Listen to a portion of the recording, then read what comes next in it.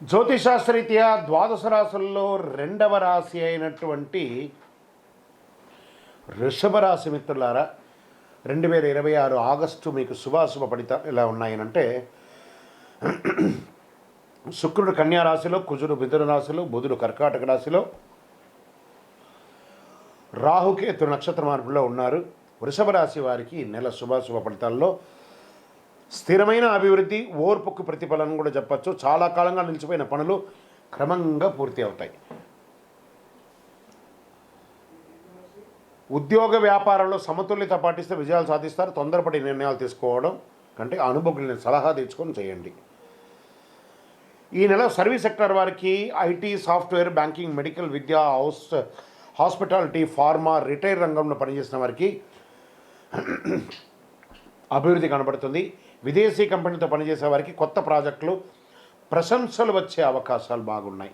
ప్రభుత్వ ఉద్యోగం కోసం స్థిరపడుతున్నటువంటి వారు, సిద్ధమవుతున్న వారికి groups, banking, railway, SSC, UPVC, police, teaching పరీక్ష ఈ ఎగ్జామ్స్ అంతా రాసిన వాళ్ళకి శ్రమకు తగ్గ ఫలితం దక్కే అవకాశాలు ఉన్నాయి. ప్రమోషన్, జీతం పెంపు లేదా కొత్త బాధ్యతలు స్వీకరించే అవకాశం ఉంటుంది.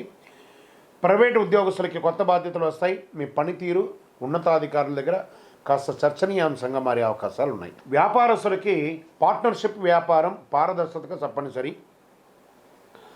బంగారం, వస్త్రాలు, వ్యవసాయ ఉత్పత్తులు, ఆహార వ్యాపారం, నిర్మాణ రంగంలో కాస్త కనిపిస్తుంది అవకాశాలు. కొత్త కస్టమర్లు, కొత్త ఒప్పందాలు, వ్యాపార విస్తరణ అనుకూల సమయం. వ్యాపారంలో ఆదాయం పెరిగే సూచనలు ఉన్నా కొంచెం ఖర్చు కూడా నియంత్రించుకోక తప్పదు. ఇల్లు, భూమి, వాహనం కొనుగోలు ఆలోచన ముందు సాగొచ్చు. ఆర్థికంగా అనవసరపు విలాస ఖర్చులు తగ్గిస్తే ఆర్థికంగా బలపడతారు. స్థిరంగా ఉంటుంది ఆర్థికంగా. ఈ నెల పాత బకాయిలు తిరిగి వచ్చే అవకాశాలు ఉంటాయి. ఇంకా షేర్ మార్కెట్లో దీర్ఘకాలిక పెట్టుబడులు ప్రయోజనం. హై రిస్క్ అవన్నీ కూడా పెట్టకండి. కుటుంబ దాంపత్యంలో ఇంట్లో శుభకార్యాల గురించి చర్చలు పెరుగుతుంది. ఇంట్లో పిల్లల యొక్క వివాహం లేదా గృహప్రవేశాది దాని గురించి చేసే అవకాశాలు ఉన్నాయి. ఆనందకరమైనటువంటి వాతావరణం ఉంటుంది. జీవిత భాగస్వామితో ప్రయాణాలు చేసే అవకాశాలు, విలాసయాత్ర లేదా ఆధ్యాత్మిక యాత్ర చేసే అవకాశాలు బాగున్నాయి. ఇంకా ప్రేమికులకి వివాహం గురించి మాట్లాడే అవకాశం ఉంటుంది. మీ పెద్దవాళ్ళని సంప్రదించండి. ఆరోగ్యపరంగా గొంతు, మెడ, థైరాయిడ్, జీర్ణకోశ సమస్యలు ఉన్నవారు జాగ్రత్తగా ఉండాలి. ఒక స్మాల్ సర్జరీ కూడా అయ్యే అవకాశాలు కనబడుతున్నాయి.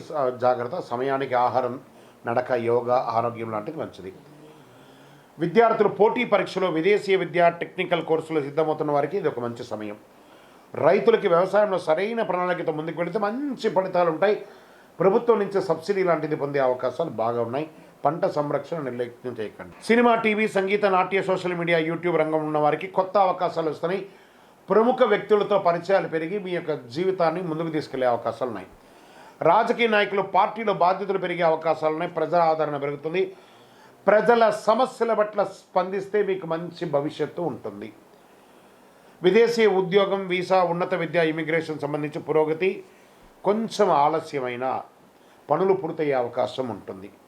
ఇంకా ఎన్నో రోజులుగా పెండింగ్లో ఉన్నటువంటి కోర్టు కేసులు, వ్యవహారాలు నెమ్మదిగా అనుకూల పరిస్థితులు ఏర్పడతాయి.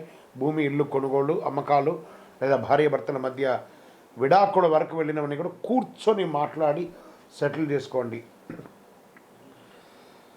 అవసరం లేని ఖర్చులు తగ్గించుకుంటే ఈ నెలంతా కూడా బాగుంటుంది. ఆరోగ్యాన్ని నిర్లక్ష్యం చేయకండి, చాలా బాగుంటారు మీరు. ఈ నెల మీరు చేయవలసినటువంటి పరిహారం, శుక్రవారాల్లో శ్రీ మహాలక్ష్మీదేవిని ప్రార్థన చేయండి. ఓం శ్రీ మహాలక్ష్మీ నమః, ఓం శ్రీమాత్రే నమః అని చెప్పి 108 సార్లు పారాయణం చేయండి ప్రతిరోజు.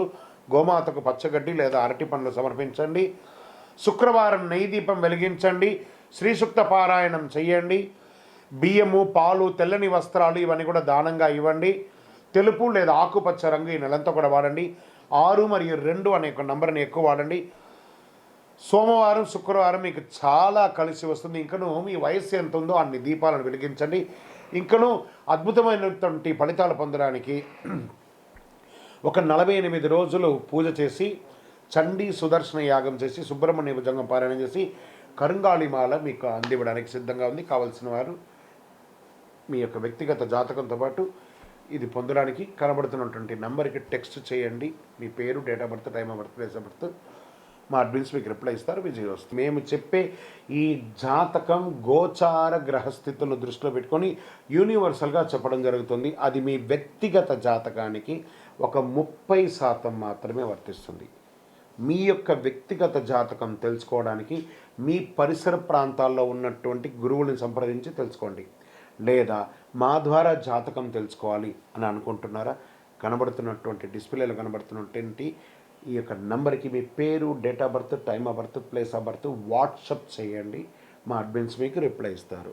మళ్ళీ చెప్తున్నాను, జ్యోతిష్యం జాతకం అనేది పడుతున్న వర్షానికి ఒక గొడుగు మాత్రమే, కానీ జ్యోతిష్యం జీవితం కాదు. మీరు మిమ్మల్ని నమ్మండి, మీ ఇష్టదైవాన్ని నమ్మండి, కులదైవాన్ని నమ్మనండి.